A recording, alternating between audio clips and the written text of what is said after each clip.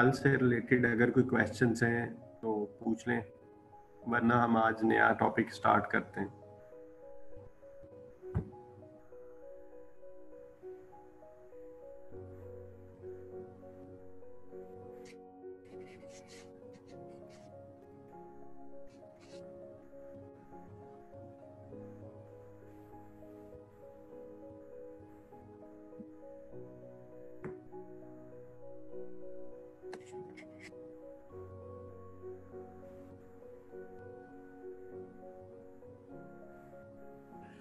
Okay, एक question है कि एवरेज इन्वेंट्री और एवरेज यूजेज दोनों का फार्मूला बता दें।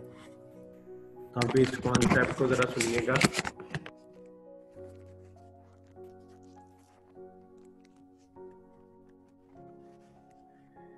इन्वेंट्री कहते हैं जो चीज हमारे पास अनसोल्ड या अनयूज्ड पड़ी हो। तो एक वर्ड है इन्वेंट्री। तो इन्वेंट्री का वर्ड यूज किया जाता है उस चीज के लिए जो अनसोल्ड हो या अनयूज्ड हो। एवरेज इन्वेंट्री जो हम मटेरियल में कैलकुलेट करते थे उसका फॉर्मूला होता है ऑर्डर साइज डिवाइडेड बाय 2। तो ये एवरेज इन्वेंट्री होगी कि हम जितना ऑर्डर करते हैं उसको अगर हम 2 से डिवाइड कर दें तो ये एवरेज इन्वेंट्री कहलाएगी। और जो एवरेज यूजेज है, यूजेज का मतलब है कि जो चीज इस्तेमाल हो चुकी। तो एवरेज यूजेज यानी नॉर्मली हम कितना मटेरियल यूज करते हैं। सपोज करें कि क्वेश्चन कहता है कि एक कंपनी में एनुअल डिमांड ऑफ मटेरियल जो है वो 100,000 kgs है and there are 52 weeks in a year। तो अगर हम यहां से वीकली यूजेज देखना चाहें कि मैं एक हफ्ते में कितना इस्तेमाल करता हूं, तो वो क्या होगा, annual demand divided by number of weeks. Annual demand is 100,000 and number of weeks are 52। तो यहां से यूजेज पर वीक आ जाएगा कि भाई इतने केजी इस कंपनी को एक हफ्ते में चाहिए।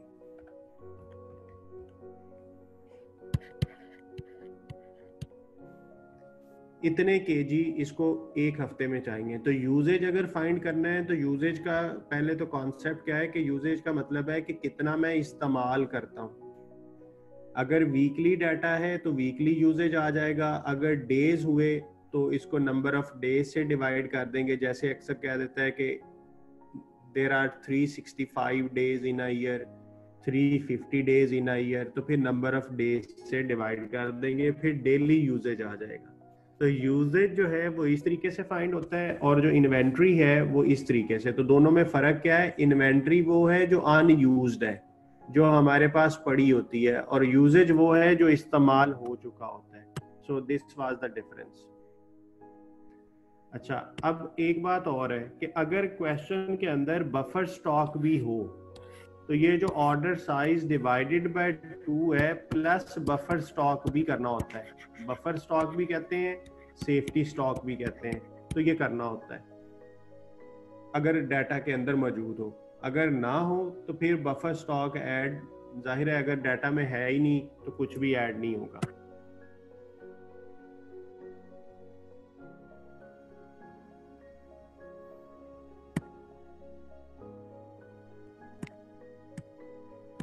जी, और कोई क्वेश्चन किसी का मटेरियल के हवाले से, कॉस्ट क्लासिफिकेशन के हवाले से और लेबर के हवाले से?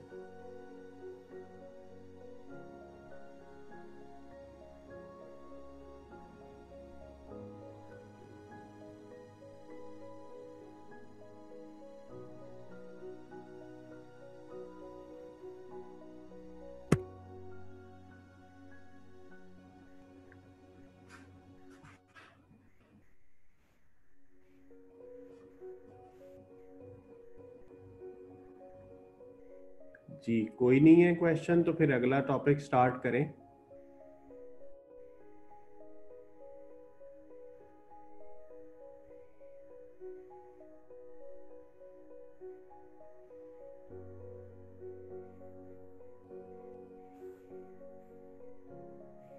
चलिए, कोई क्वेश्चन नहीं आ रहा तो मैं उम्मीद करता हूं कि आपका कोई सवाल नहीं है, तो मैं ओवरहेड्स का टॉपिक स्टार्ट कर रहा हूं। आपकी तवज्जो चाहिए। आपके पास अगर कोई ऑलरेडी प्रीवियस लेक्चर हैंडआउट्स वगैरह कुछ हैं तो अपने पास खोल के रख लें, ताकि आपको सारी चीज़ें साथ साथ नज़र आती रहें। तो मैं आपको इसका एक ओवरव्यू देता। जी जी, ओवरहेड एनालिसिस शीट अभी हम डिस्कस करते हैं मुस्तफ़ा के क्या है। चलें वेरी बेसिक से स्टार्ट करते हैं कि ओवरहेड्स हम कहते किसको हैं।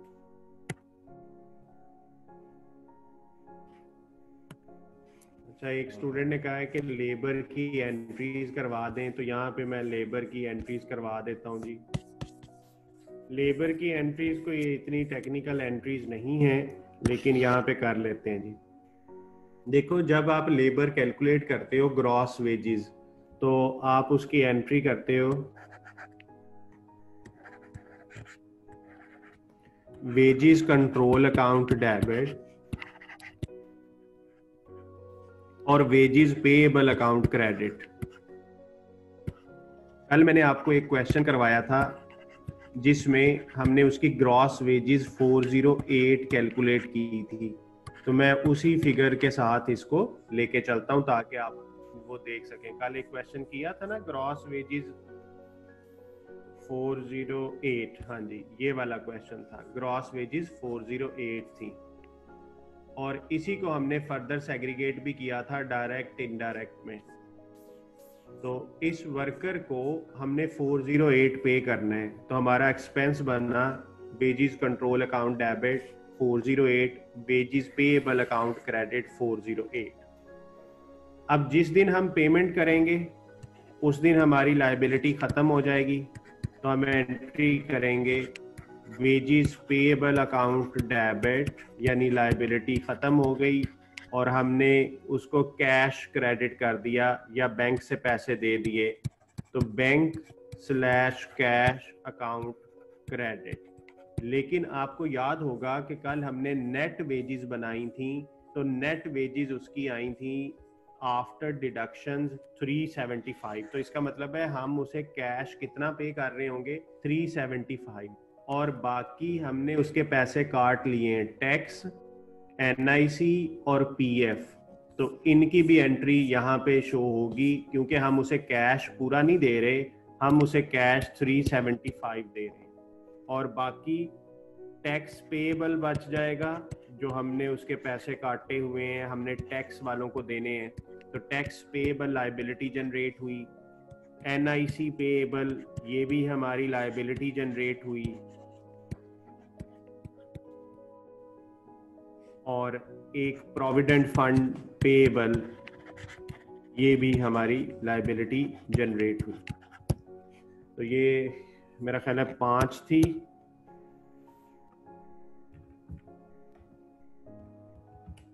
$20 का पीएफ था, तो इन सब का सम 408 हो रहा है, तो क्रेडिट और डेबिट बराबर है, तो ये एंट्री होगी जब हम पेमेंट करेंगे। इसी तरह बाद में हम टैक्स भी पे कर देंगे, एनआईसी भी पे कर देंगे, पीएफ भी पे कर देंगे, तो हम इन सारी एंट्रीज को डेबिट कर लेंगे। टैक्स पेएबल अकाउंट डेबिट, क्योंकि पैसा हमने बैंक में जमा कराना होता है। एनआईसी के पैसे भी हमने इंश्योरेंस वाली कंपनी को पे करने हैं, वो जिस दिन पे करेंगे। और इसी तरह पीएफ जो है वो भी हमने एक फंड जनरेट किया होता है, पैसे वहाँ पे भेज देते हैं, तो उसे भी डेबिट कर लिया 20 से। और आपने बैंक या कैश, क्योंकि चेक इशू होता है तो बैंक वाली एंट्री करनी चाहिए, 33 की ये एंट्री हो जाएगी।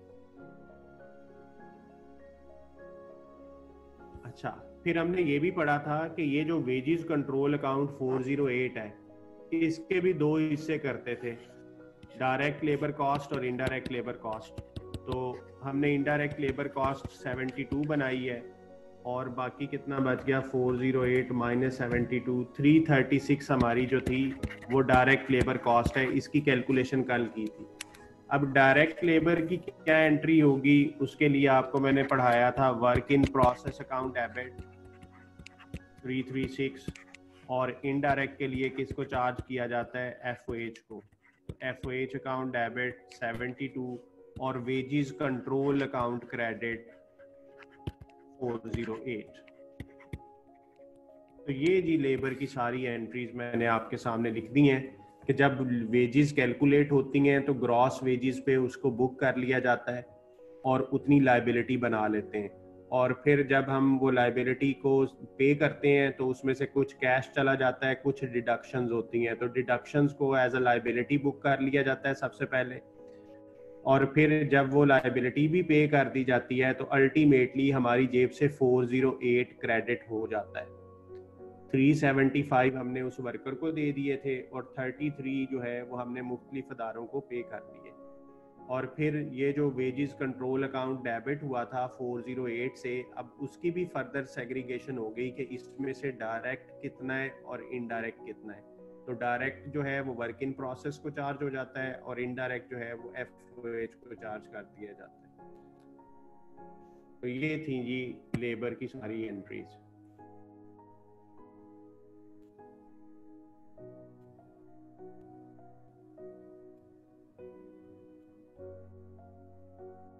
चलें ओवरहेड्स को स्टार्ट करते हैं।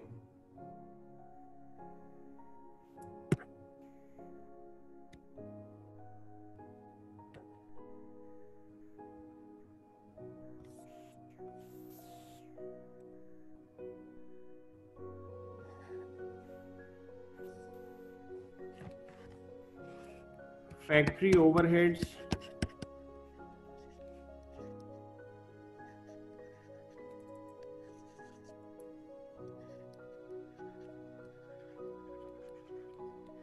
एफओएच और ओवरहेड्स भी कह सकते हैं। फैक्ट्री ओवरहेड्स का जो वर्ड है वो प्रोडक्शन ओवरहेड से रिलेटेड यूज किया जाता है। प्रोडक्शन ओवरहेड्स यानी एफओएच जो है, फैक्ट्री ओवरहेड्स जो है वो दूसरा नाम है production overheads.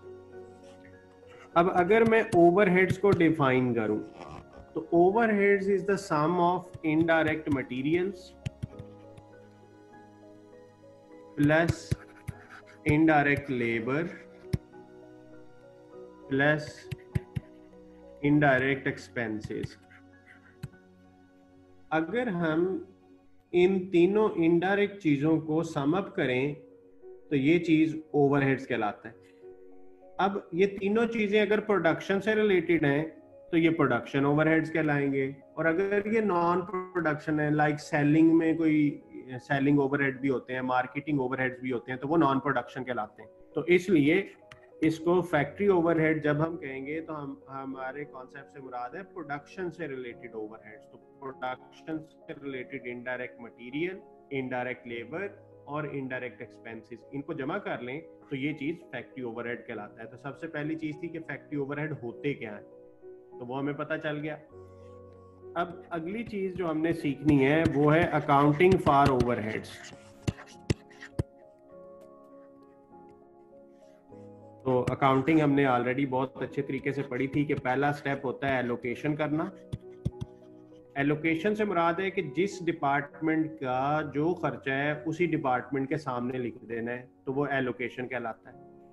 Charging overhead cost to a department to which it relates, यानी जिसका खर्चा है उस डिपार्टमेंट को चार्ज कर दो, तो ये एलोकेशन है। सेकंड चीज अपॉर्शनमेंट थी। अपॉर्शनमेंट क्या है कि बहुत सारे ऐसे खर्चे होते हैं जो पूरी फैक्ट्री के कॉमन होते हैं, जैसे रेंट है तो पूरी फैक्ट्री का पे होता है। अब फैक्ट्री में मुख्तलिफ डिपार्टमेंट्स हैं तो उस रेंट की अमाउंट को हर डिपार्टमेंट में कैसे डिवाइड करना है, इसे अपॉर्शनमेंट कहते हैं। तो अपॉर्शनमेंट की डेफिनेशन थी dividing common cost to different departments on appropriate basis. और फिर तीसरी अकाउंटिंग ट्रीटमेंट थी रीअपॉर्शनमेंट। तो जब एलोकेशन और अपॉर्शनमेंट हो जाती है तो नेक्स्ट स्टेप इज रीअपॉर्शनमेंट, और रीअपॉर्शनमेंट को हमने डिफाइन किया था dividing service departments cost to different departments on the basis of benefit received. जैसे सर्विस डिपार्टमेंट कौन होता है? Canteen, store, maintenance. तो एक फैक्ट्री के अंदर कैंटीन भी होता है, स्टोर भी होता है, मेंटेनेंस भी होता है। तो कैंटीन से वर्कर्स खाना खाते हैं, तो कैंटीन की जो कॉस्ट है वो हमने डिफरेंट प्रोडक्शन डिपार्टमेंट्स में डिवाइड करनी है। मेंटेनेंस डिपार्टमेंट का काम है कि वो मेंटेनेंस करे, तो वो भी हम कॉस्ट को रीअपोर्शन करते हैं। इसी तरह स्टोर डिपार्टमेंट की कॉस्ट को भी रीअपोर्शन किया जाता है। जब हमने रीअपोर्शनमेंट पढ़ी तो इसमें हमने 3 तरीके पढ़े थे। एक डायरेक्ट मेथड। डायरेक्ट मेथड में हमने कहा था कि सर्विस डिपार्टमेंट की कॉस्ट सिर्फ और सिर्फ प्रोडक्शन डिपार्टमेंट को चार्ज की जाती है। और इनडायरेक्ट में हमने पढ़ा था कि जो सर्विस डिपार्टमेंट है उसकी कॉस्ट दूसरे सर्विस डिपार्टमेंट को भी चार्ज की जा सकती है। और इनडायरेक्ट के जो 2 तरीके थे वो एक था step down method. Step down method में ये होता है कि एक सर्विस डिपार्टमेंट दूसरे सर्विस को कॉस्ट चार्ज कर रहा है लेकिन उससे वापसी पे कोई शेयर नहीं ले रहा। और इसके बरक्स जो दूसरा मेथड था वो रेसिप्रोकल मेथड है, यानी सारे सर्विस डिपार्टमेंट्स एक दूसरे से कॉस्ट शेयरिंग करते हैं। तो ये 3 तरीके बने, पहला डायरेक्ट मेथड, दूसरा स्टेप डाउन मेथड और तीसरा जो है वो रेसिप्रोकल मेथड। तो 3 मेथड्स हैं रीअपोर्शनमेंट के। और मैंने आपको ये डायग्रामेटिकली समझाया था कि सपोज करें कि एक ऑर्गेनाइजेशन में 2 सर्विस डिपार्टमेंट हैं और 2 ही प्रोडक्शन डिपार्टमेंट हैं। तो जब आप S1 को डिस्ट्रीब्यूट करेंगे तो ये P1 P2 में डिस्ट्रीब्यूट होगा। इसी तरह जब S2 को डिस्ट्रीब्यूट करेंगे तो ये P1 और P2 में डिस्ट्रीब्यूट होगा। तो ये जो डायग्राम आपके सामने बनी है, this is an example of direct method, यानी सर्विस डिपार्टमेंट्स जो हैं वो सिर्फ और सिर्फ किधर जा रहे हैं? प्रोडक्शन डिपार्टमेंट में। तो इसको डायरेक्ट मेथड कहते हैं। इसी तरह अगर पहले सर्विस डिपार्टमेंट को डिस्ट्रीब्यूट करें तो वो P1, P2 और S2 को भी कुछ कॉस्ट चार्ज करें। और जब आप S2 को डिवाइड करें तो S2 सिर्फ P1 और P2 को कॉस्ट चार्ज कर रहा है। तो इस तरीके को स्टेप डाउन मेथड कहते हैं। एक सर्विस डिपार्टमेंट जो है वो दूसरे सर्विस को कॉस्ट चार्ज करता है लेकिन दूसरे वाला सर्विस डिपार्टमेंट दोबारा S1 को कोई शेयर नहीं देता, तो इसको स्टेप डाउन मेथड कहते हैं। और फिर हमने ये पढ़ा कि जब हम S1 को डिवाइड करें तो P1, P2 और S2 को वो कॉस्ट चार्ज करता है। और इसी तरह जब हम S2 को डिवाइड करें तो वो P1, P2 को कॉस्ट चार्ज करेगा और वापस भी कुछ शेयर S1 को देगा। तो इस मेथड को हम रेसिप्रोकल मेथड कहते हैं।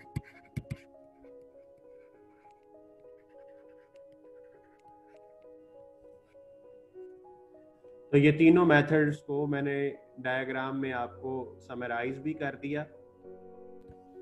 Direct method, step down method, reciprocal method. तो ये एलोकेशन हो गई, अपॉर्शनमेंट हो गई, उसके बाद रीअपॉर्शनमेंट आ गई। तो एलोकेशन था कि जिस डिपार्टमेंट की कॉस्ट है उसी को चार्ज कराएंगे। तो इसमें एलोकेशन में आपके इनडायरेक्ट मटेरियल, इनडायरेक्ट लेबर आ जाएंगे। अपॉर्शनमेंट में आपके कॉमन एक्सपेंसेस आ जाएंगे जैसे रेंट, इलेक्ट्रिसिटी, इंश्योरेंस, डेप्रिसिएशन। तो इस तरह की जो चीज़ें कॉमनली आप पे कर रहे हैं वो आपकी अपॉर्शनमेंट में आ जाएंगी।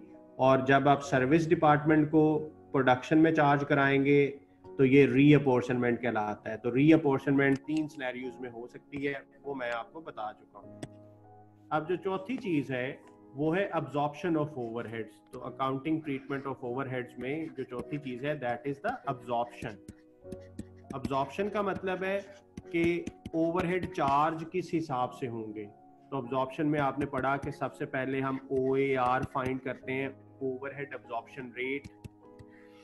तो वो फार्मूला उसका हमें याद है, budgeted FOH divided by budgeted base. अब ये जो बजटेड बेस है ये भी हम जानते हैं कि ये 6 तरह की हो सकती है, 6 पॉसिबल बेसिस हैं। और हर बेस पे OAR किस तरह से निकलता है वो भी हमें पता है। तो पहली बेस थी कि हम यूनिट्स को बेस बना लें। तो अगर हम यूनिट्स को बेस बनाएंगे तो हमारा आंसर होगा डॉलर पर यूनिट, के एक यूनिट के अगेंस्ट कितने डॉलर के ओवरहेड्स हैं। इसी तरह अगर हम बेस में डायरेक्ट लेबर आवर्स को बेस बना लें तो हमारा आंसर आएगा डॉलर पर डायरेक्ट लेबर आवर। और अगर हम अब्जॉर्प्शन की बेस मशीन आवर्स को ले लें तो फिर हमारा जो आंसर होगा वो डॉलर पर मशीन आवर होगा। इसी तरह अगर हम डायरेक्ट मटेरियल कॉस्ट को बेस बना लें तो फिर हमारा आंसर परसेंटेज में आएगा, percentage of direct material cost. और अगर हम बेस डायरेक्ट लेबर कॉस्ट ले लें तो फिर हमारा आंसर बनता है percentage of direct labour cost. और छठी जो बेस है वो प्राइम कॉस्ट है। हम प्राइम कॉस्ट को भी एज अ बेस यूज कर सकते हैं, तो उस सूरत में हमारा answer percentage of prime cost बनता है। लेकिन जो मोस्ट कॉमनली यूज्ड हैं वो या लेबर आवर्स होते हैं या मशीन आवर्स होते हैं या यूनिट्स होते हैं। तो आपको इस तरह के MCQs भी पूछे गए हैं कि अगर हम लेबर आवर्स को बेस बनाएं तो हमारा आंसर क्या होगा, डॉलर पर लेबर आवर। अगर मशीन आवर को बनाएं तो डॉलर पर मशीन आवर। और अगर मटेरियल कॉस्ट को बनाएं तो फिर परसेंटेज में आंसर आता है। परसेंटेज में क्यों आता है, क्योंकि फिर आपकी यहाँ पे भी डॉलर फिगर होगी, यहाँ पे भी डॉलर फिगर होगी, तो आपको 100 से मल्टीप्लाई कर देना है क्योंकि डॉलर से डॉलर कैंसिल हो जाएगा तो फिर परसेंटेज बनता है। लेकिन जब बेस में यूनिट्स होंगे तो फिर डॉलर से डॉलर कैंसिल नहीं होगा, या आवर्स होंगे फिर भी कैंसिल नहीं होगा, तो इसलिए आंसर के साथ डॉलर बच जाता है इन पहले तीनों में। और इन तीनों में क्योंकि बेस में भी डॉलर फिगर आ जाती है तो इसलिए डॉलर से डॉलर कैंसिल हो जाता है, तो आंसर के साथ डॉलर साइन नहीं आता। तो ये जी अकाउंटिंग ट्रीटमेंट्स हैं 4 जो ओवरहेड्स की हमें पता है कि सबसे पहले स्टेप पे एलोकेशन होती है, फिर अपॉर्शनमेंट होती है, फिर रीअपॉर्शनमेंट होती है, और फिर उसके बाद अब्जॉर्प्शन की बारी आती है। और जब हम अब्जॉर्प्शन का रेट निकाल लेते हैं तो अब्जॉर्प्शन में जो दूसरी चीज हमें फाइंड करनी है वो करनी होती है अब्जॉर्ब्ड ओवरहेड्स। तो इसका फार्मूला भी हमें आता है overhead absorption rate into actual level. यानी आपने जो रेट निकाला उस हिसाब से अब आप एक्चुअल लेवल से ज़रब दे दें तो आपके अब्जॉर्ब्ड ओवरहेड्स की फिगर आपके सामने आ जाएगी। और तीसरी चीज़ जो यहाँ पे फाइंड करनी होती है वो है अंडर अब्जॉर्ब्ड और ओवर अब्जॉर्ब्ड। यानी आपने ज़्यादा चार्ज कर लिए ओवरहेड्स या कम चार्ज किए, तो उसका फार्मूला होता है अब्जॉर्ब्ड ओवरहेड्स कि आपने कितने अब्जॉर्ब किए minus actual expense of overheads. तो इन दोनों का डिफरेंस लेंगे। सपोज करते हैं आपने अब्जॉर्प्शन की 110,000 की और आपके एक्चुअल ओवरहेड्स आए 100,000, तो आप अब्जॉर्ब ज्यादा कर चुके हैं, तो ये आंसर होगा 10,000 ओवर अब्जॉर्ब। और अगर अब्जॉर्ब्ड थोड़े होते तो फिर अंडर अब्जॉर्ब्ड आ जाना। जी, यहाँ तक अगर आपका कोई क्वेश्चन है तो आप पूछ सकते हैं। जी, आप मेरे से एक क्वेश्चन करवाना चाह रहे हैं, मैं आपको करवा देता हूँ, लेकिन आपको जब रिकॉर्डेड की सहूलत मौजूद होती है तो आप उस पर भी भरोसा कर सकते हैं, रिकॉर्डिंग पे भी उसको दोबारा सुन लिया करें। इस तरह ना मुझे बोरियत फील होती है कि मैंने पहले भी बहुत अच्छे तरीके से पढ़ाया है और मैं अब दोबारा अगर वैसे ही कराऊं तो मेरी मेहनत ज़ाया जा रही है। चले मैं आपको करवाता हूँ जी। आपको ये बुक वाला स्क्रीन नजर आ रही है? बुक खोली हुई है मैंने इस वक्त, कंफर्म करिएगा।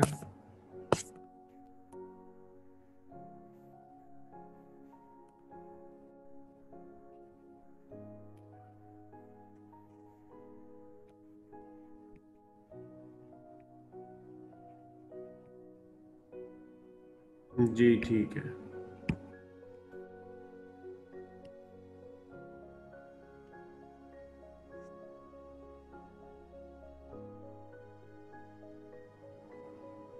ये एलोकेशन एंड अपोर्शनमेंट की इलस्ट्रेशन है।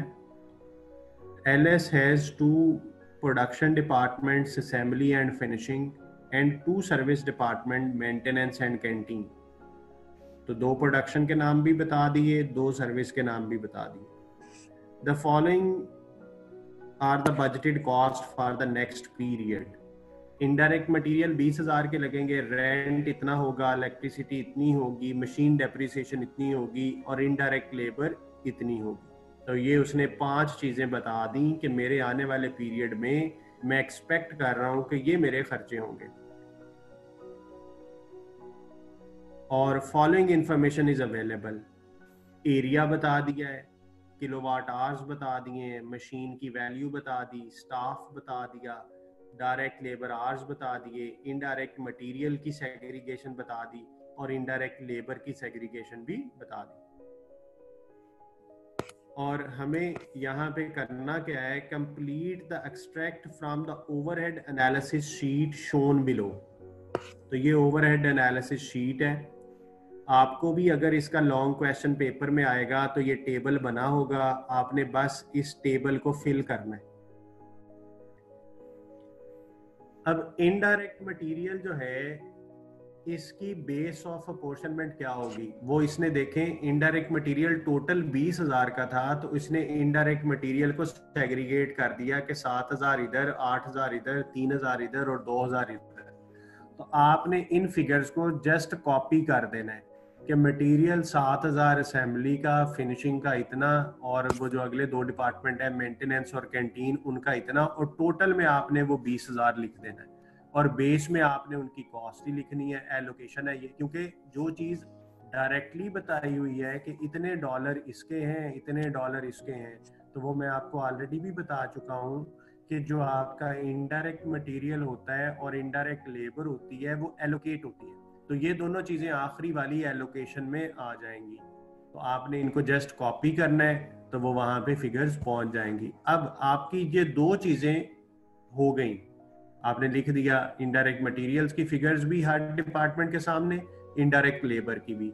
अब बच गई 3 चीजें, रेंट, इलेक्ट्रिसिटी, मशीन डेप्रिसिएशन। अब रेंट जो है वो 15,000 है टोटल, और रेंट के लिए अप्रोप्रिएट बेस है स्क्वायर मीटर। तो आप देखें आपका टोटल कितने स्क्वायर मीटर की बिल्डिंग है, 4,000 की आपकी बिल्डिंग है, 4,000 स्क्वायर मीटर की। तो 4,000 स्क्वायर मीटर जो है ये आपका टोटल एरिया बनता है। तो अब इसको हमने डिवाइड करना है। अब देखिएगा कि 15,000 रेंट है टोटल और 4,000 स्क्वायर मीटर आपका एरिया है। तो इसका मतलब है आपका रेंट पर स्क्वायर मीटर कितना आ गया, आप इसको डिवाइड कर देंगे। तो $3.75 पर स्क्वायर मीटर। अब आपके डिपार्टमेंट क्या है, असेंबली है, फिनिशिंग है और कैंटीन और मेंटेनेंस है। मेंटेनेंस और कैंटीन। अब रेंट का रेट 3.75 पर स्क्वायर मीटर है हर एक के लिए, जाहिर है वो तो वही होगा। अब हर डिपार्टमेंट के स्क्वायर मीटर आपको दिए हुए 1,000, 2,000, 500, 500। तो इसको 1,000 से ज़रब दे देंगे तो ये इसका रेंट आ गया। इसको 2,000 से ज़रब दे देंगे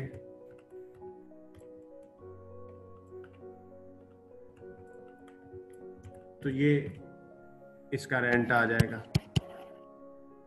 इसको 500 से ज़रब दे देंगे तो ये इसका रेंट आ जाएगा, और इसको भी 500 से ज़रब देंगे तो ये इसका रेंट आ जाएगा। अब इन चारों का टोटल जो है वो वही होना चाहिए जो आपका टोटल रेंट था। अब ये फिगर हम उस शीट में लिख देंगे।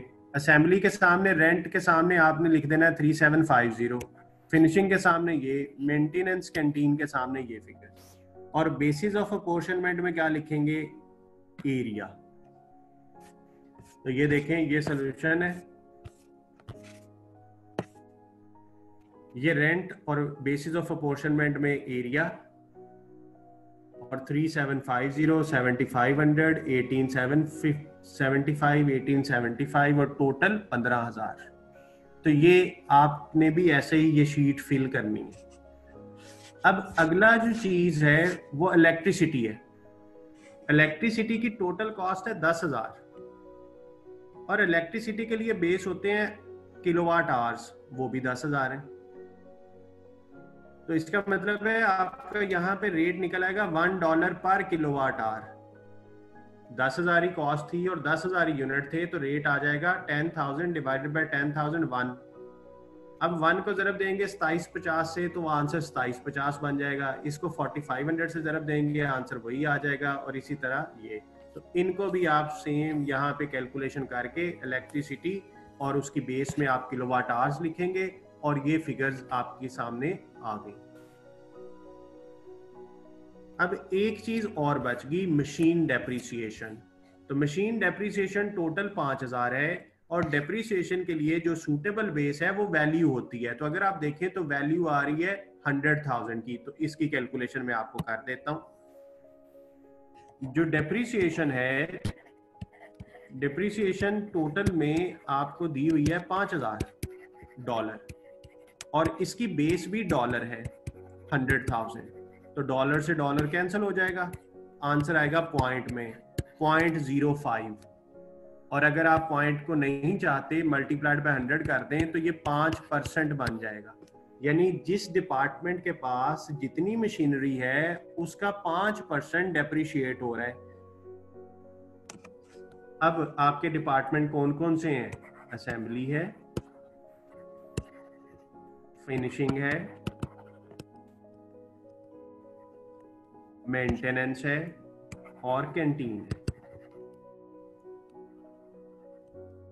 अब आपको रेट तो पता चल गया कि जितनी भी मशीनरी होगी उसका 5% डेप्रिसिएशन है।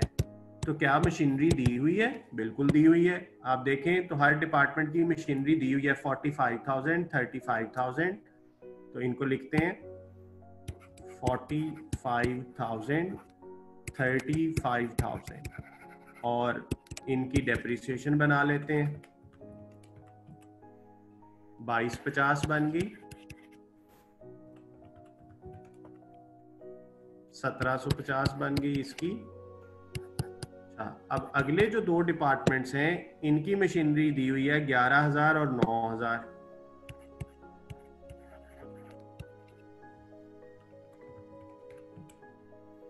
550,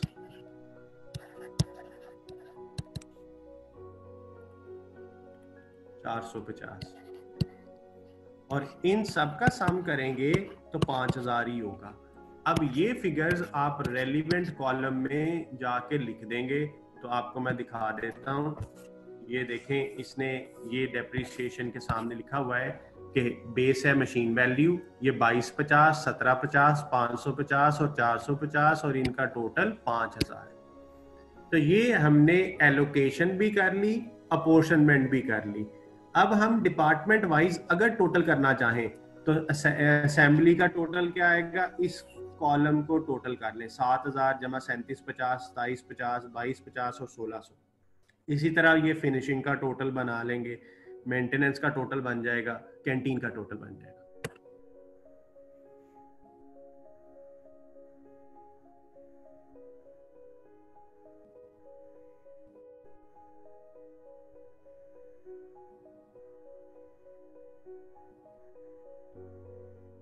एक स्टूडेंट ने पूछा है कि ये जो कॉमा है क्या वो लिखा जाता है एग्जाम में, जब इनपुट करते हैं कॉमा लिखना है कि नहीं? तो वो आपको पेपर के शुरू में इंस्ट्रक्शंस बताई होती हैं कि आपने कॉमा लिखना है या नहीं। वैसे कॉमा नहीं लिखना होता, आप जस्ट वैसे ही टाइप किया करें, लेकिन आप इंस्ट्रक्शंस को पढ़ लीजिएगा। जी, तो ये आपकी एनालिसिस शीट बन गई। ये वर्किंग थी उसी तरह जैसे मैंने की। अब अगला स्टेप था रीअपोर्शनमेंट। तो रीअपोर्शनमेंट में करना ये होता है कि जो सर्विस डिपार्टमेंट होते हैं ना, उनको डिवाइड करना है। अब इस सवाल में सर्विस डिपार्टमेंट ये दो हैं, मेंटेनेंस और कैंटीन। अब इन दोनों को डिवाइड किया जाएगा प्रोडक्शन के दोनों में, तो ये डायरेक्ट मेथड हो जाएगा। तो अभी अगली इलस्ट्रेशन में वो इसी सवाल को लेके चलेगा। ये उसने उनका टोटल बना लिया कि असेंबली का टोटल आया 17,350, फिनिशिंग का आया इतना, मेंटेनेंस का इतना, कैंटीन का इतना। और फिर उसने कहा the canteen feeds the staff that work for the company in assembly and finishing. कहता है जो कैंटीन है वहां से लोग खाना खाते हैं। कौन से लोग खाते हैं? जो असेंबली और फिनिशिंग के हैं। नंबर ऑफ एम्प्लॉइज उसने बता दिए। तो इसका मतलब है असेंबली और फिनिशिंग के तो 48 लोग हैं जो खाना खा रहे हैं वहां से। The amount of time spent by the maintenance department servicing the equipment in the assembly and finishing department is 60% and 40%. अब हमने इसे रीअपोर्शन करना है। तो ये इसी तरह आपको एक शीट दिखाई जाएगी जिसमें एलोकेशन और अपोर्शनमेंट हो चुकी होगी, और अब हमने सिर्फ इनको रीअपोर्शन करना है। तो पहले मेंटेनेंस को कर लेते हैं। तो मेंटेनेंस को यहाँ पे 18,600 लिखा जाएगा नेगेटिव में, और मेंटेनेंस डिवाइड हो रहा है 60% असेंबली में और 40% फिनिशिंग में। तो 18,600 का आप 60% लें तो वो बनेगा 11,160। तो वो आप यहाँ पे लिख देंगे 11,160। और इसी तरह फिनिशिंग में 40%, तो वो आप 18,600 का 40% यहाँ लिख देंगे, और फिर आपका ये मेंटेनेंस डिपार्टमेंट निल हो जाएगा। कैंटीन जो है 6600, तो कैंटीन के सामने 6600 नेगेटिव लिखेंगे। लेकिन कैंटीन डिवाइड किस में करना है? सिर्फ दो डिपार्टमेंट्स में, असेंबली में और फिनिशिंग में। तो इन दोनों के एम्प्लॉइज का टोटल किया 30 + 18 48। तो 6600 डिवाइडेड बाय 48 किया तो 137.5 आपकी कॉस्ट बनेगी। मैं यहाँ पे आपको कर भी देता हूँ। 6600 कैंटीन की टोटल कॉस्ट थी, और कितने लोगों में डिवाइड होनी है? 48 में। तो आपका जो आंसर बना वो बना 137.5 पर एम्प्लॉय, यानी एक वर्कर के अगेंस्ट कैंटीन के इतने पैसे बनते हैं। अब आपके असेंबली डिपार्टमेंट जो है उसके कितने वर्कर हैं और फिनिशिंग के कितने हैं वो उसने बताए हुए हैं।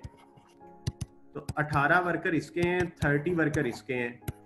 तो इसको 137.5 से ज़रब दे दें, और इसको भी 137.5 से ज़रब दे दें, तो ये आपकी कॉस्ट निकल आएगी। तो ये 2475 हो गया, और 30 ज़रब 137.5 तो 4125, और जब आप इनका टोटल करेंगे दैट मस्ट बी 6600। तो ये फिगर आपने असेंबली के सामने लिख देनी है, और ये वाली फिगर आपने फिनिशिंग के सामने लिख देनी है। तो मैं आपको इसका सोल्यूशन भी दिखा देता हूँ। ये देखें, ये सेम उसी तरह सोल्यूशन हुआ है। एम्प्लॉइज बेस बने कैंटीन के लिए, और मेंटेनेंस के लिए उसने परसेंटेज दी हुई थी 60% और 40%, और ये इस तरीके से ये शीट कंप्लीट हो जाएगी। आफ्टर कंप्लीशन अब ये जो आंसर बने हैं, ये जो लास्ट पे आंसर बने हैं, ये आपके एलोकेटेड एंड अपोर्शनड रीअपोर्शनड ओवरहेड्स हैं, और ये दोनों डिपार्टमेंट नील हो गए। अब इस सिनेरियो में ये कॉस्ट सिर्फ और सिर्फ डायरेक्टली प्रोडक्शन डिपार्टमेंट में चार्ज हुई है। इन्होंने एक दूसरे को कोई सर्विस नहीं दी, तो ये डायरेक्ट मेथड है। और अगर इनमें से कोई डिपार्टमेंट दूसरे डिपार्टमेंट को सर्विस देता तो वो इनडायरेक्ट मेथड होना था। और इनडायरेक्ट में फर्दर दो कैटेगरीज हैं, एक स्टेप डाउन और एक रेसिप्रोकल। तो उसकी तरफ हम जाते हैं। पहले यहाँ तक अगर आपका कोई इशू है, कोई सवाल है, तो वो पूछ लें।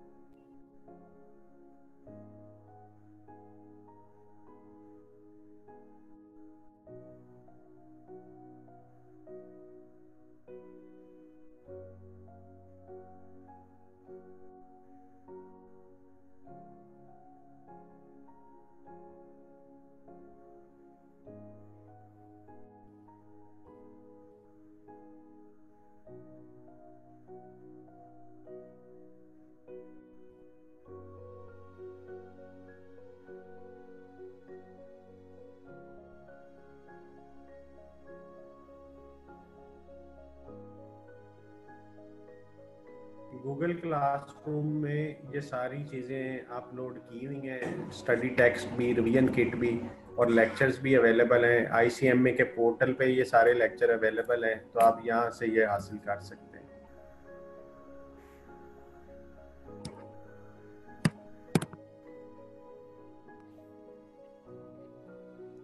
जी, इससे नेक्स्ट चलते हैं। अब वही क्वेश्चन है लेकिन स्टेप डाउन मेथड से कहता है, मैं अब आपको समझाता हूँ। तो ये वही सवाल है, assembly, finishing, maintenance, canteen. Canteen जो है कहता है फीड करता है स्टाफ को, मेंटेनेंस, फिनिशिंग और असेंबली। यानी कैंटीन से मेंटेनेंस के लोग भी खाना खाते हैं, फिनिशिंग के भी खाते हैं, असेंबली के भी खाते हैं। तो इसका मतलब है मेंटेनेंस तो सर्विस डिपार्टमेंट था, तो कैंटीन मेंटेनेंस को सर्विसेज दे रहा है, लेकिन मेंटेनेंस वापस कैंटीन को कोई सर्विस नहीं दे रहा, तो ये स्टेप डाउन मेथड बन जाएगा। अब हमने इसको करना है। तो अब देखें, कैंटीन मेंटेनेंस को कॉस्ट चार्ज करवा रहा है, तो इसका मतलब है जब कैंटीन की कॉस्ट डिवाइड होगी तो एम्प्लॉइज मुझे कौन से लेने हैं। पहले मैंने सिर्फ असेंबली और फिनिशिंग के एम्प्लॉइज लिए थे 48। अब क्योंकि कैंटीन से मेंटेनेंस के लोग भी खाना खाते हैं, उसने लिखा हुआ है क्वेश्चन में, तो अब मुझे 12 ये भी लेने हैं। तो इसका मतलब है मेरे एम्प्लॉइज अब 60 बन गए। तो अब मैं वो उसी 6600 को डिवाइड करूंगा 60 एम्प्लॉइज में। पहले मैंने 48 में किया था क्योंकि उस सवाल में उसने लिखा हुआ था कि कैंटीन से सिर्फ फिनिशिंग और मेंटेन असेंबली वाले लोग बेनिफिट ले रहे हैं, लेकिन अब इसमें लिखा है कि मेंटेनेंस वाले भी होंगे। तो इसका मतलब है कि 6600 जो है वो 60 लोगों में अब डिवाइड होना है। तो अब आपकी पर एम्प्लॉय कॉस्ट बदल गई। 6600 डिवाइडेड बाय 60, तो ये 110 आया। अब आपके कौन कौन से डिपार्टमेंट्स में ये जाना है? असेंबली, फिनिशिंग और मेंटेनेंस। 110 is the rate. इसके 18 एम्प्लॉइज थे, इसके 30 थे, इसके 12 थे। तो यहां से तीनों का आंसर निकाल लेंगे और उन तीनों का टोटल 6600 होगा। 1980, 3300, 1320। तो इनका सम 6600 होगा। अब हम ये फिगर्स इनके सामने लिखेंगे। तो ये देखें, इसका सलूशन होगा यहाँ पे 1980, 3300, 1320 और ये 6600 नील हो गया। अब मेंटेनेंस का ऑलरेडी एक्सपेंस था 18600, उसमें अब 1320 और ऐड हुआ, तो अब ये बन गया 19920।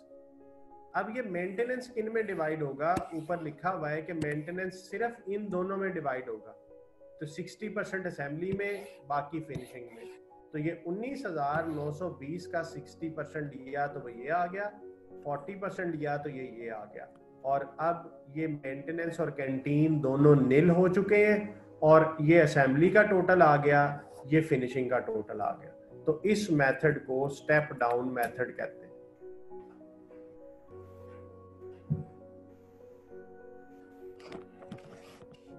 जी, इससे रिलेटेड भी अगर कोई क्वेश्चन है तो पूछ लें।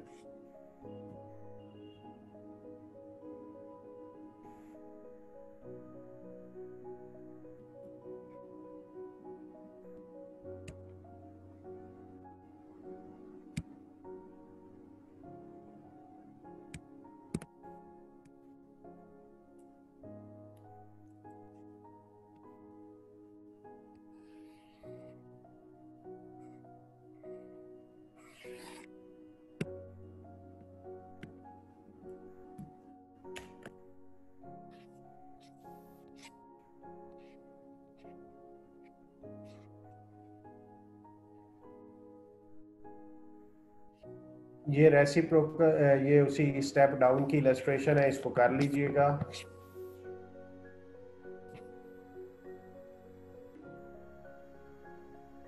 अब अगले स्टेप पे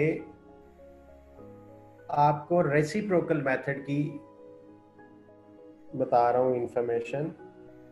वही सवाल है, असेंबली, फिनिशिंग, मेंटेनेंस, कैंटीन। अब उसने कहा कि जो मेंटेनेंस है वो डिवाइड होगा असेंबली में, फिनिशिंग में, कैंटीन में, और कैंटीन जो है वो रीअपोर्शन किया जाएगा तीनों डिपार्टमेंट में। किन में? असेंबली में, फिनिशिंग में, मेंटेनेंस में। तो इसका मतलब है इस सिनेरियो में ये दोनों डिपार्टमेंट्स एक दूसरे को सर्विसेज ऑफर कर रहे हैं। तो जब सर्विसेज ऑफर करेंगे तो जाहिर बात है कॉस्ट भी चार्ज करवाई जाएगी, तो ये रेसिप्रोकल मेथड बन जाएगा। और रेसिप्रोकल में आपको मैंने बताया था कि हमें परसेंटेजेस में डाटा चाहिए होता है, तो हम परसेंटेजेस बना लेते हैं कि कितने कितने परसेंट कॉस्ट असेंबली में चार्ज होगी, कितनी फिनिशिंग में होगी, कितनी कैंटीन में होगी। और इसी तरह जब मेंटेनेंस को डिवाइड, कैंटीन को डिवाइड करेंगे तो कितनी कॉस्ट असेंबली में जाएगी, कितनी फिनिशिंग में जाएगी, कितनी कैंटीन में जाएगी। तो इस तरीकेकार को रेसिप्रोकल मेथड कहते हैं। तो ये हमने ऑलरेडी किया भी था। एक स्टूडेंट मुझे कह रहा है कि टेस्ट योर अंडरस्टैंडिंग ना 2 करा दें, तो मैं देखता हूँ अगर वो 2 रेसिप्रोकल की हुई तो मैं आपको 2 ही कराऊंगा, फिर आपको मैं ये वाली इलस्ट्रेशन नहीं कराता। जी बिल्कुल सही है, ये 2 रेसिप्रोकल की ही है, टेस्ट योर अंडरस्टैंडिंग 2। तो मैं रेसिप्रोकल को यहां से समझा देता हूँ। A company has 3 production departments, alpha, beta and gamma, and 2 service department, maintenance and payroll। तो तीनों प्रोडक्शन के नाम बता दिए, 2 मेंटेनेंस डिपार्टमेंट हैं उनके भी नाम बता दिए, डिपार्टमेंटल कॉस्ट बता दी, यानी एलोकेशन, अपोर्शनमेंट और वो हो चुकी, तो ये कॉस्ट बता दी। और फिर प्रपोर्शन ऑफ एम, यानी जब एम डिवाइड होगा तो 20% अल्फा में जाएगा, 30% बीटा में, 25% गैमा में, और 25% ही पेरोल डिपार्टमेंट में। और इसी तरह जब पेरोल डिपार्टमेंट को डिस्ट्रीब्यूट करेंगे तो 25% अल्फा डिपार्टमेंट को चार्ज होगा, 25% बीटा को, 30% गैमा को, और 20% जो है वो मेंटेनेंस यानी एम को चार्ज होगा। तो ये दोनों सर्विस डिपार्टमेंट एक दूसरे को कॉस्ट दे रहे हैं। So this is the reciprocal method. और अब हम इसको सॉल्व करते हैं।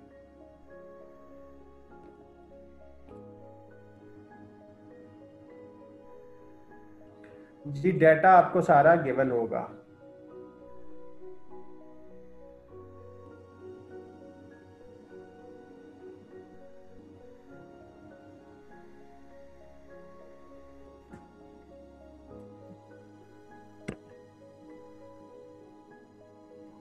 तो रेसिप्रोकल मेथड में मैंने आपको तरीका बताया था कि हमने सबसे पहले सपोज कर लेना है कि जो टोटल ओवरहेड्स हैं सर्विस डिपार्टमेंट के, एक को एक्स कह लेंगे, एक को वाई कह लेंगे। तो मैं यहाँ पे सपोज कर रहा हूँ total overheads of maintenance is equal to X और total overheads of payroll is equal to Y. अब अगर क्वेश्चन को देखें तो मेंटेनेंस के कुछ ओवरहेड्स ऑलरेडी हैं 2500 और मेंटेनेंस को 20% कॉस्ट मिलनी भी है। कहां से मिलनी है? पी से। तो इसका मतलब है कि अगर मैं इक्वेशन बनाऊं तो जो x होगा x will be equal to 2500 जो उसके ऑलरेडी हैं प्लस उसे 20% कॉस्ट मिलेगी P से प्लस 20% ऑफ P और P को क्या नाम दिया है? Y का। तो इसका मतलब ये हुआ this implies x is equal to 2500 plus 0.20y। तो ये आपकी इक्वेशन बन गई। इसी तरह मैं अगर दूसरी इक्वेशन सेटअप करूं तो y जो है, y किसको कहा है? पेरोल को। अब पेरोल के ऑलरेडी कुछ कॉस्ट है प्लस 25% मिलेगा। कहां से मिलेगा? m से। तो इसकी इक्वेशन बनी 2700 प्लस 0.25 या पहले अगर मैं पूरा लिखूं तो ये बनेगा 25% of x। This implies y is equal to 2700 plus 0.25x। अब ये दो इक्वेशंस बन गई, ये इक्वेशन 1 हो गई, ये इक्वेशन 2 हो गई। अब मैं x और y की वैल्यूज निकाल लूं तो अगर मैं y इक्वेशन में x की जगह पे ये जो 0.25x है, x की जगह पे ये x की वैल्यू लिख दूं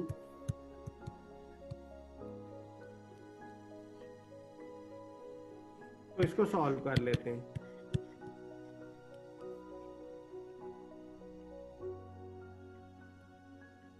ये इससे ज़रब होगा तो ये बना 625 और ये इससे भी ज़रब होगा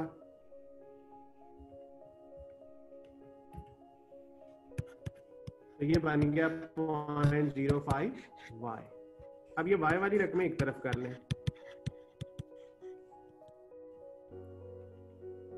और 2700 में आप जमा कर दें 625 तो ये 3325 आ गया। अब जब ये इसमें से माइनस होगा तो ये बचा 0.95y। तो यहां से y का आंसर निकल आएगा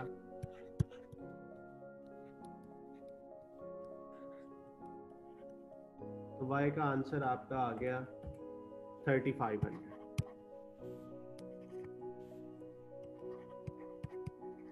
और y हमने किसको नाम दिया हुआ है? पेरोल के टोटल ओवरहेड्स को। ये तो इसका हमने आंसर अब निकाल लिया है 3500। और इसी तरह अगर मैं इस इक्वेशन को कंटिन्यू करूं 2500 प्लस 0.20y तो y की वैल्यू अब निकल चुकी है तो यहां से x की वैल्यू को निकालना भी पॉसिबल हो गया। तो ये 2500 प्लस 700 तो ये x का आंसर आ गया 3200। तो ये x हमने किसको नाम दिया था? मेंटेनेंस के टोटल ओवरहेड्स को। तो अब ये फिगर्स आ गई हैं, अब हमने इन्हें डिस्ट्रीब्यूट करना है। तो हमारे पास 5 डिपार्टमेंट हैं total: alpha, beta, gamma, maintenance and payroll. ये 5 डिपार्टमेंट हैं हमारे पास। इनकी already allocated and apportioned cost उसने हमें दी हुई हैं।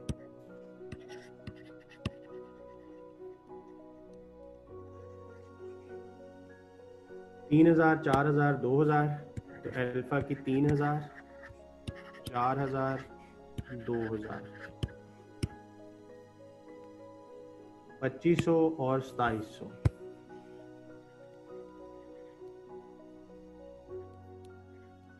अब हमने इनको डिस्ट्रीब्यूट करना है मेंटेनेंस को।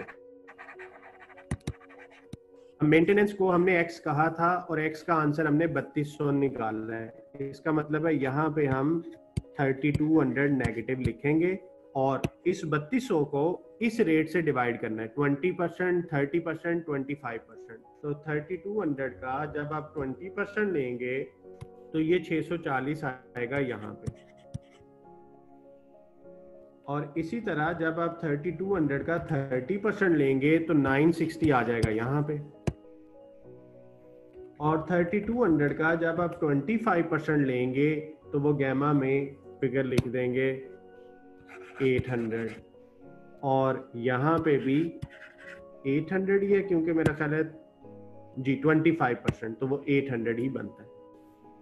इसी तरह पे रोल को जब आपने डिवाइड करना है तो पे रोल का टोटल जो है वो 3500 था, और इस पे रोल को किस रेट से डिवाइड करना है 25%, 25%। तो 3500 का 25% लिया 875 आया, तो ये पहले दोनों में 875 875 चला गया, और फिर अगले में 30% है तो ये 1050 हो गया, और अगले में 20% है तो 3500 का 20% लेंगे तो यहाँ पे 700 आ, और ये सारा काम करने के बाद आपने इनका टोटल बना लेना, और ये दोनों 0 0 हो जाएंगे। आप जब टोटल करेंगे तो ये सर्विस वाले दोनों डिपार्टमेंट से 0 हो जाएंगे। अगर ये 0 हो गए हैं तो आपका ये प्रोसेस सारा कंप्लीट है। तो ये अल्फा के, बीटा के और गैमा के टोटल ओवरहेड्स हम बना लेंगे। 3000 जमा 640 जमा 875, तो ये 4515 बन गया।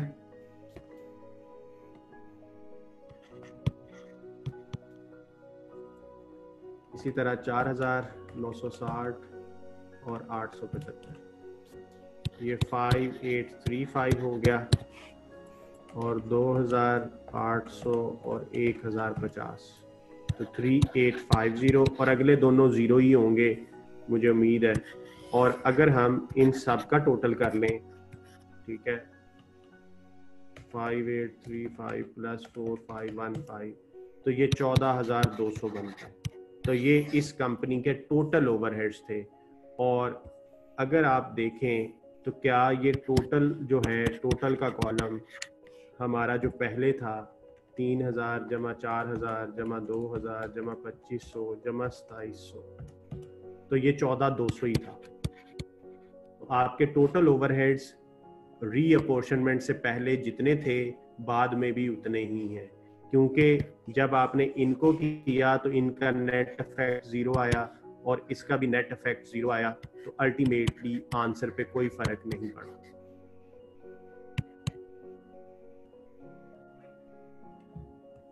तो जी ये था रीअपोर्शनमेंट का तरीकाकार रेसिप्रोकल मेथड में।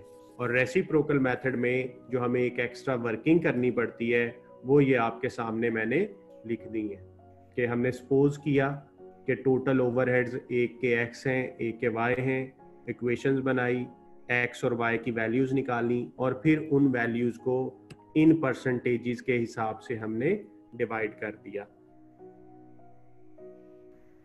जी, तो इस तरीके से हमने इसको सॉल्व करना है। अगर आपका कोई क्वेश्चन है इस मेथड के हवाले से, कुछ पूछना चाह रहे हैं तो पूछ लें।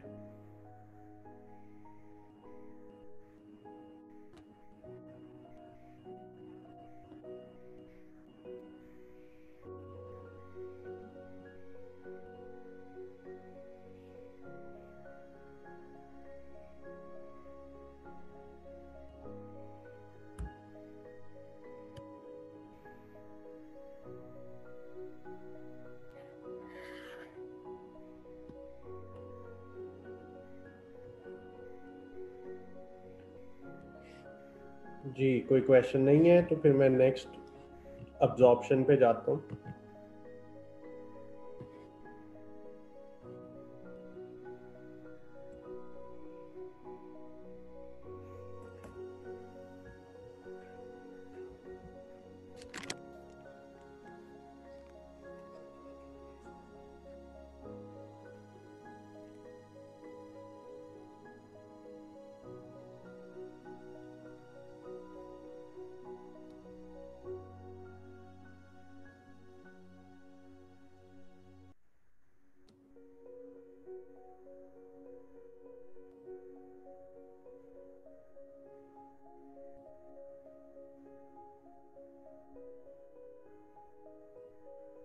चलिए अगर कोई क्वेश्चन नहीं है तो मैं आपको नेक्स्ट दिखाता हूँ अब्जॉर्प्शन के हवाले से।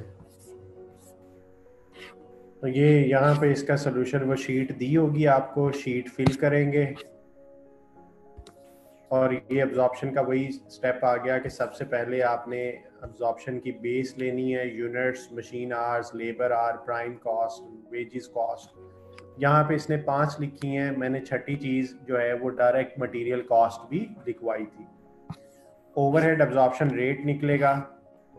अगर क्वेश्चन में डिपार्टमेंट्स हैं, जैसे अभी alpha, beta, gamma 3 production departments थे, तो तीनों के सेपरेट सेपरेट रेट निकाले जाएंगे, तो इसको कहेंगे डिपार्टमेंटल ओवरहेड अब्जॉर्प्शन रेट। और अगर पूरी फैक्ट्री का टोटल में रेट निकाल लिया जाए, तीनों का अलग-अलग की बजाय इकट्ठा रेट एक ही निकाल लिया जाए, तो उसे कहते हैं ब्लैंकेट रेट। तो हमने दोनों कॉन्सेप्ट डिस्कस किए हुए हैं कि डिपार्टमेंटल रेट भी होता है और ब्लैंकेट रेट भी होता है। तो रिकमेंडेड क्या है कि डिपार्टमेंटल रेट यूज करना चाहिए। ये एक इलस्ट्रेशन देखते हैं। इसमें उसने बताया कि एक प्रोडक्ट है, उसमें लेबर की cost 2 hours at the rate 5 per hour, तो $10 की लेबर की कॉस्ट है। मटेरियल 1 kg लगता है एट द रेट $5 पर kg, तो ये 5 बन गया। डायरेक्ट एक्सपेंसेस $1 के हैं, तो प्राइम कॉस्ट 16 हो गई। RS limited produces and sells 1000 units in a month. RS absorbed on the basis of number of units produced, तो ओवरहेड अब्सॉर्ब करता है वो नंबर ऑफ यूनिट्स की बेस पे। अब ओवरहेड्स की डिटेल उसने दे दी है कि हीटिंग, पावर और मेंटेनेंस। अब वो कहता है the overhead cost allocated to each unit of product P is. Overhead की कॉस्ट बतानी है, तो ओवरहेड टोटल है 5500 और नंबर ऑफ यूनिट्स उसने बताए हुए हैं 1000, तो 5.5 बन जाएगा। तो यहाँ पे पर यूनिट 5.5 आ जाएगा ओवरहेड की कॉस्ट। और सेकंड उसने पूछा है टोटल कॉस्ट, तो प्राइम कॉस्ट आपकी 16 है और प्राइम कॉस्ट के अंदर अगर ओवरहेड्स ऐड कर दिए जाएं 5.5, तो वो टोटल कॉस्ट पर यूनिट आ जाएगी। तो ये इसका सोल्यूशन है। तो ये एक बहुत आसान सी कैलकुलेशन थी ओवरहेड अब्जॉर्प्शन की। अब आगे चलते हैं, जरा थोड़ा सा कम्प्लेक्स सिनेरियो देखते हैं। एक कंपनी है, वो 3 प्रोडक्ट्स बनाती है, प्रोडक्ट ए, बी और सी। और 2 डिपार्टमेंट्स हैं, मशीनिंग और असेंबली। यानी प्रोडक्ट ए मशीनिंग डिपार्टमेंट में 1 घंटा रहती है, असेंबली में भी 1 घंटा। प्रोडक्ट बी मशीनिंग में 2 घंटे रिक्वायर करती है और असेंबली में half an hour, 1/2 mean half an hour. Product C को मशीनिंग में कुछ नहीं चाहिए, बस असेंबली में 4 आवर्स चाहिए और दोनों डिपार्टमेंट्स के ओवरहेड्स दिए हुए। अब हमें कहता है ये कॉलम फिल कर दें, मशीनिंग डिपार्टमेंट का OAR बताएं पर आवर और असेंबली का भी बताएं पर आवर। और फिर कहता है ब्लैंकेट रेट, ब्लैंकेट का मतलब है दोनों को इकट्ठा। तो हमें सबसे पहले इनके आवर्स बनाने होंगे कि मशीनिंग के टोटल आवर्स कितने बनेंगे और असेंबली के टोटल आवर्स कितने बनेंगे। तो यहाँ पे मैं आपको इसकी डिटेल कैलकुलेशन करवा देता हूँ। टोटल आवर्स ऑफ मशीन या मशीनिंग एंड असेंबली, 2 डिपार्टमेंट्स हैं, मैं दोनों को इकट्ठा ले चलता हूँ। देखिए 3 प्रोडक्ट्स आप बनाते हैं, ए, बी और सी। ए आपने बनानी है 1000 यूनिट, 2000 और 500। तो यहाँ पे लिखा 1000, 2000 और 500। अब पर यूनिट टाइम कितना चाहिए मशीनिंग में? तो मशीनिंग में चाहिए 1 आवर, 2 आवर और नन। 1, 2 और नन का मतलब है 0। तो इसका मतलब है 1000 आवर्स आपको प्रोडक्ट ए के लिए चाहिए, 4000 इसके लिए और 0 इसके लिए। तो इस डिपार्टमेंट के टोटल आवर्स 5000 है। आपको ये कैलकुलेशन समझ आ गई होगी। अगर कोई कंफ्यूजन है तो अभी असेंबली के आवर्स कैलकुलेट होने हैं, वहां पे क्लियर कर लें। प्रोडक्ट ए 1000 यूनिट्स बनने हैं, 2000 बी के बनने हैं और सी के 500। अब हमें असेंबली का टाइम चाहिए। तो देखें असेंबली में 1 आवर चाहिए, ए को हाफ एन आवर और 4 hour, into 1 into half an hour into 4। तो यहां से असेंबली के आवर्स बने 1000, 1000 and 2000। So the total hours of assembly departments are 4000। और अब हमें डिपार्टमेंटल OAR चाहिए। बजटेड ओवरहेड्स और बजटेड बेस हमें मिल गई। ये बजटेड बेस है इसकी, और इसी तरह जब इसका रेट निकालेंगे तो बजटेड बेस होगी ये। अब बजटेड कॉस्ट दी हुई है मशीनिंग की 100,000, इसकी 150,000। तो ये 100,000 आ गया, ये 150,000 आ गया। तो इसका रेट हो जाएगा $20 पर आवर। इसका अब्जॉर्प्शन रेट क्या हो जाएगा? 150,000 को 4000 से डिवाइड कर।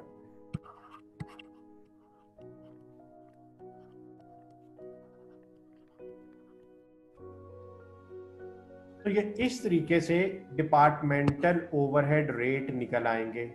तो यहाँ पे आपने 20 लिखना है पर आवर रेट मशीनिंग का, यहाँ पे 37.5। अब उसके बाद कहता है ब्लैंकेट रेट बताएं। तो ब्लैंकेट का कॉन्सेप्ट मैंने आपको ये बताया कि ब्लैंकेट में फिर इकट्ठा कर लेते हैं, फिर अलग-अलग नहीं करना। तो ओवरहेड्स भी इकट्ठे कर लो, 100,000 प्लस 150,000, और बेसिस को भी इकट्ठा कर लो। तो आपके यहाँ पे ब्लैंकेट रेट निकल आएगा, देख लेते हैं वो क्या है।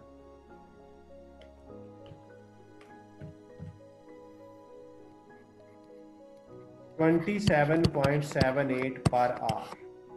तो ये आपका आर्ली रेट आ गया।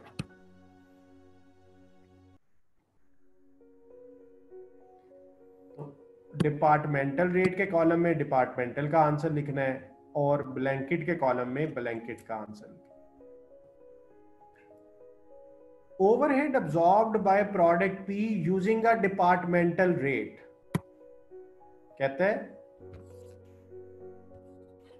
ओवरहेड्स बताएं जो आपके प्रोडक्ट बी ने लिए हैं, और कौन से मेथड में?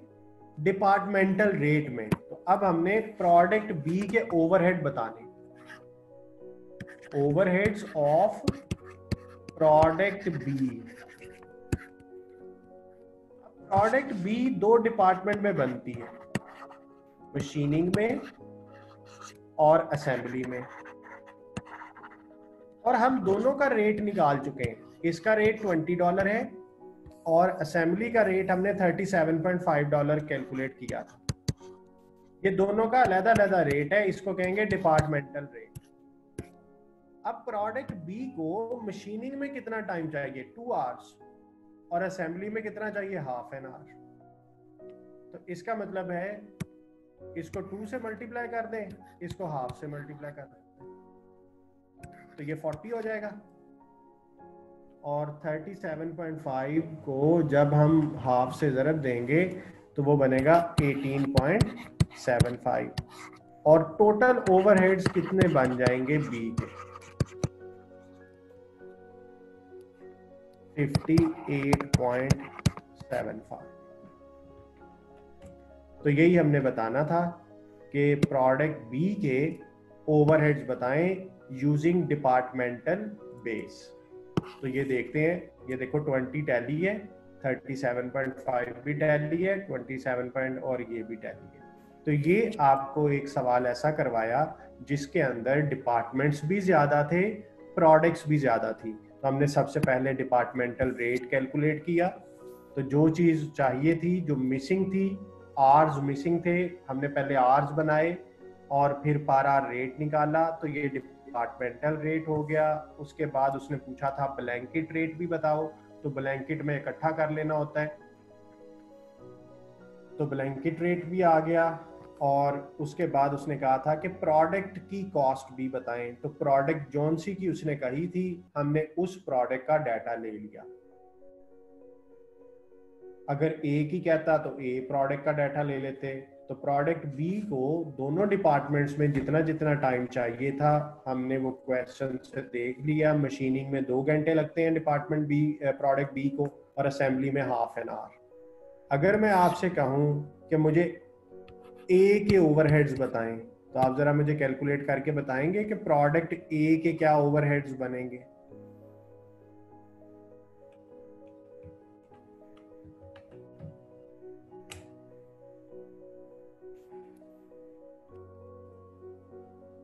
मुझे कमेंट सेक्शन में बता दें आप कि प्रोडक्ट ए जो है उसके कितने ओवरहेड्स होंगे।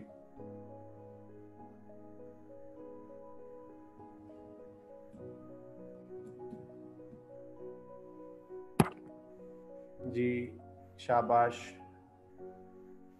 हिरा, आपका आंसर ठीक है। हसन का आंसर भी ठीक है। जी समीर ठीक है आंसर आपका।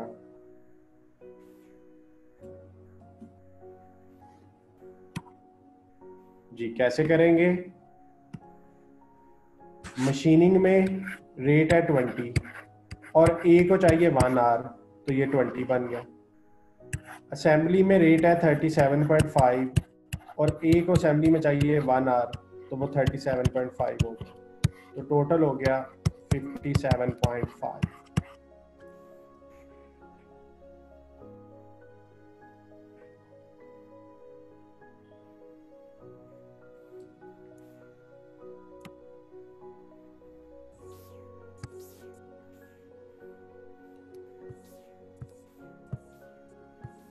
और उसके बाद अंडर और ओवर का कॉन्सेप्ट आ गया।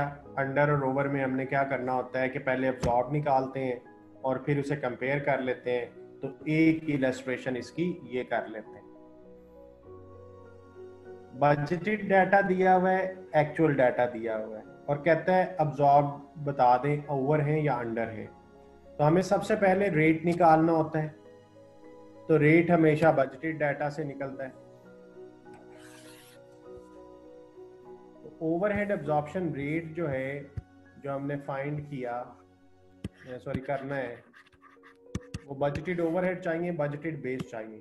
तो 80,000 और 20,000 ये बजटेड डाटा है, 80,000 ओवरहेड्स हैं, 20,000 आवर्स हैं। ये आ गया $4 पर आवर। फिर उसके बाद अब्जॉर्ब्ड ओवरहेड्स बनाने होते हैं। अब्जॉर्ब्ड ओवरहेड्स का फॉर्मूला होता है overhead absorption rate into actual level. Overhead absorption rate is 4 और एक्चुअल लेवल आपको दिया हुआ है 22,000। अच्छा, अगर ये आर्स थे, यस ये आर्स ही हैं, तो ये पर आर रेट है, तो एक्चुअल लेवल भी आर्स में ही आपने लेना है। तो यहां से आपके अब्जॉर्ब्ड की फिगर बन जाएगी 88,000। पहला step overhead absorption rate calculate करो, दूसरा स्टेप अब्जॉर्ब्ड ओवरहेड्स कैलकुलेट करो, और उसके बाद नेक्स्ट स्टेप है अंडर और ओवर अब्जॉर्ब्ड ओवरहेड्स की कैलकुलेशन, और उसका फॉर्मूला है absorbed overheads minus actual overheads. Absorbed overheads आपने 88,000 कैलकुलेट कर लिए और एक्चुअल ओवरहेड्स उसने क्वेश्चन में 90,000 गिवन। इसका मतलब है कि हमने अब्जॉर्ब थोड़े किए, 2000 जो है वो अंडर अब्जॉर्ब्ड आ गए, अंडर अब्जॉर्ब्ड।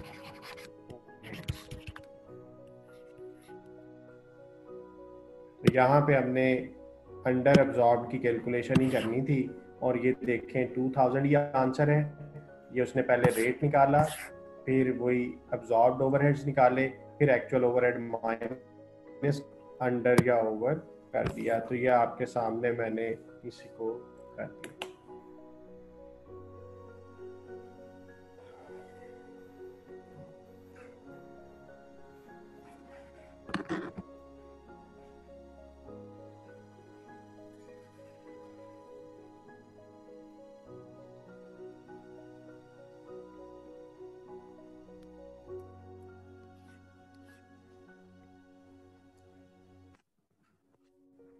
बाकी कोई मिसिंग फिगर कैलकुलेट करवा सकता है, तो वो हमने ऑलरेडी ये सारी चीजें की हुई हैं। और ये ग्राफ आपको नजर आ रहा होगा, ये उसने कहा है बजटेड एक्टिविटी है, ये एक्चुअल एक्टिविटी है, और ये अब्जॉर्ब्ड की लाइन है। और अगर एक्चुअल किसी भी पॉइंट पे अब्जॉर्ब थोड़े हों, एक्चुअल ज़्यादा हों, तो अंडर अब्जॉर्ब्ड है, और अगर एक्चुअल थोड़े हों और अब्जॉर्ब ज़्यादा हो तो फिर ओवर अब्जॉर्ब्ड है। तो ये ग्राफिकली भी उसने इस चीज़ को आपको शो करा दिया है। यहाँ पे ये वो ओवर अब्जॉर्ब का ग्राफ है, ये ऊपर वाला जो है ये अंडर अब्जॉर्ब का ग्राफ था, ये ओवर अब्जॉर्ब का ग्राफ। जर्नल एंट्रीज हमें ऑलरेडी आती हैं, क्योंकि ओवरहेड्स के अंदर इनडायरेक्ट मटेरियल आना होता है, इनडायरेक्ट लेबर आनी होती है। तो मटेरियल और लेबर की एंट्री हम पढ़ चुके हैं ऑलरेडी, और एक्सपेंसेस की एंट्री है। तो यहाँ पे जो भी आपका खर्चा होगा वो आप एफ को डेबिट करते जाएंगे, और मटेरियल को क्रेडिट, लेबर को क्रेडिट, और एक्सपेंस, तो इनको आपने ग्राफ की शक्ल आ सकती है, और वो पूछ ले कि ये अंडर है या ओवर है। आपने ग्राफ बनाना तो नहीं है, तो ग्राफ दिखा के आपसे पूछा जा सकता है, तो आप उस तस्वीर को अंडरस्टैंड कर लीजिएगा। तो ये पूरे चैप्टर की समरी थी जो हमने आज रिवाइज किया। तो आपने देखा होगा कि ये जितने भी चैप्टर्स हैं ये बेसिकली घंटे घंटे के हैं सारे, यानी हमने तो 9-10 घंटों में पढ़ा ना, स्टेप बाय स्टेप पढ़ते थे हम हर चीज डिटेल्ड, लेकिन ये ऑलमोस्ट 1 आवर का है। लेकिन इसको हमने पढ़ भी लिया, रिवाइज भी कर लिया। अब इस रिवीजन का मकसद ये है कि अब आप इसको दोबारा से पढ़ें, पूरे चैप्टर को गो थ्रू करें, दोनों किट्स को करें। स्केड्यूल ऑफ एग्जाम जो है वो कल मेरा ख्याल है अनाउंस हो गया है। 28 सितंबर से आपके पेपर शुरू हैं, और एग्ज़ाम फॉर्म जो है वो आपने ऑनलाइन फिल करना होता है। जिन लोगों का पहला सेशन है ICMA के साथ, वो ये बात सुन लें कि ऑनलाइन आपने एग्ज़ाम फॉर्म फिल करना है, और वहाँ पे आपने सेंटर सेलेक्ट करना है कि आपने कौन से सेंटर में जाके पेपर देना है। जो सेंटर आपको सूटेबल होगा, आप जहाँ के हैं, लाहौर वाले लाहौर में, फैसलाबाद वाले फैसलाबाद में, कराची वाले कराची में, तो वहाँ पे सेंटर्स की लिस्ट आ रही है। तो आपको जो सेंटर सूट करता है सेंटर सेलेक्ट करें, जो पेपर आपने देने हैं वो पेपर सेलेक्ट करें, और उस फॉर्म को सबमिट करें।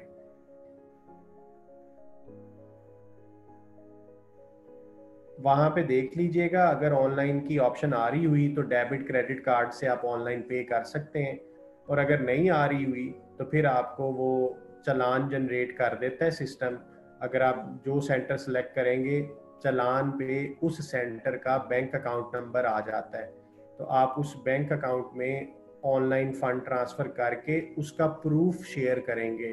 तो ये जो फॉर्म आपने फिल करना है, इसका आपने बाद में प्रिंट भी निकालना है, इस पे सिग्नेचर करने हैं, और वो फॉर्म आपने उस सेंटर में जमा कराना है। ठीक है, अगर आप फॉर्म जमा नहीं करवाएंगे तो फिर आपकी एग्जाम एंट्री कंप्लीट नहीं होगी। आप थ्रू टीसीएस भी भिजवा सकते हैं उस सेंटर को, थ्रू ईमेल भी भिजवा सकते हैं। तो बेटर है वो सारा प्रोसीजर पढ़ लीजिएगा, वहाँ पे इंस्ट्रक्शंस लिखी होती हैं कि आपने क्या क्या करना है, और फॉर्म फिल करना है, प्रिंट निकालना है, फी जमा करानी है, फिर फॉर्म को साइन करके जमा भी कराना है। तो वहाँ पे आपको सारी इंस्ट्रक्शंस दी हैं, उनको फॉलो कर लें।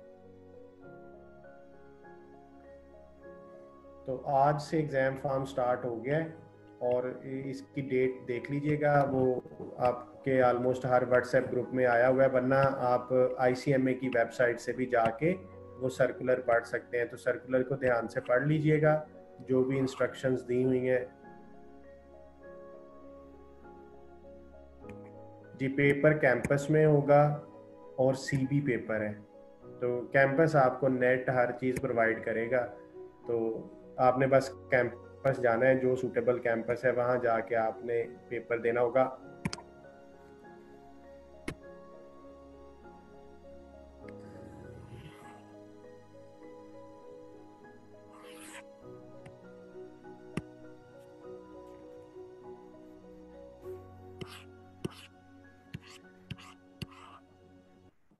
अच्छा, मुझे ये बताइएगा कि नेक्स्ट वीक में हम कुछ रिवीजन करें या बस वाइंड अप कर दें इसको? बाकी क्लासेस जो हैं आपकी ईएम और एमआईएस जो हैं वो चलेंगी नेक्स्ट वीक में?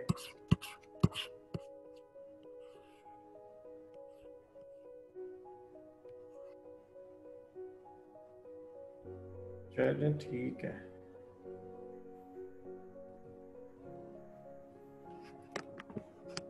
मेन टॉपिक जो रिवीजन करने वाले थे वो मैंने वैसे करवा दिए हैं आपको। अब बाकी के टॉपिक आपको वैसे भी ज़्यादा अच्छे आते होंगे, क्योंकि होता ये है कि जब स्टूडेंट स्टार्ट करता है ना, तो कॉस्ट क्लासिफिकेशन भी उसे मुश्किल लगता है, फिर मटेरियल, लेबर, ओवरहेड्स।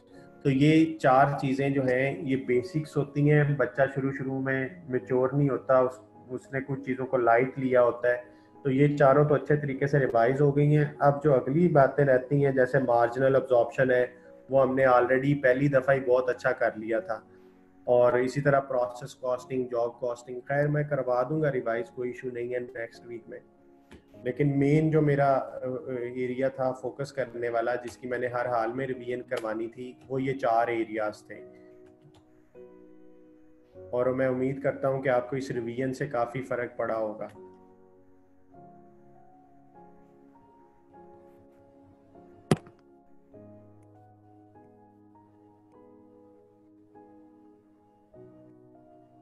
एक सीक्वेंस से ही चल रहे हैं, वो कर लेंगे।